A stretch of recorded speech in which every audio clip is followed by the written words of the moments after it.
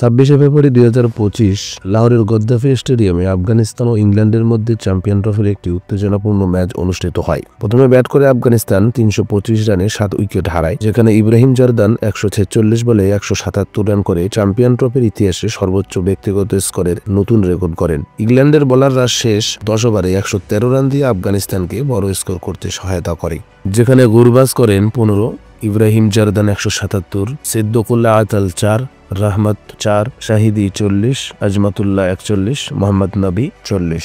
ইংল্যান্ডের হয়ে জফরা আচার 3টি উইকেট, জামি ওভারটন 1টি, আদিল রাশিদ 1টি, লিভিংস্টন 2টি করে উইকেট নেন।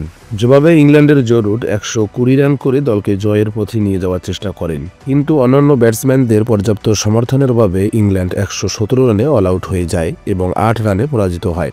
আফগানিস্তানের আজমাতুল্লাহ ওমরজাই 58 রানে 5 উইকেট নিয়ে ইংল্যান্ডের ব্যাটসম্যানদের ধ্বংস করে দেন। এই পরাজয়ের ফলে ইংল্যান্ড চ্যাম্পিয়ন ট্রফি থেকে বিদায় নেয়, যা 2006 সালের পর থেকে প্রথম গ্রুপ পর্ব থেকে তারা বাদ পড়েন। অধিনায়ক জস বাটলারের নেতৃত্বে নিয়ে সমালোচনা বৃদ্ধি পেয়েছে, কারণ তার অধীনে দলটি ধারাবাহিকভাবে খারাপ ফলাফল করেছে। অন্যদিকে এই জয়ে আফগানিস্তানের সেমিফাইনালে পৌঁছানোর সম্ভাবনা জোরদার হয়েছে। ইব্রাহিম জর্দানের অসাধারণ ইনিংস এবং আজমাতুল্লাহ ওমরজাইয়ের বোলিং পারফরম্যান্সে তাদের জয়ের মূল চাবিকাঠি ছিল।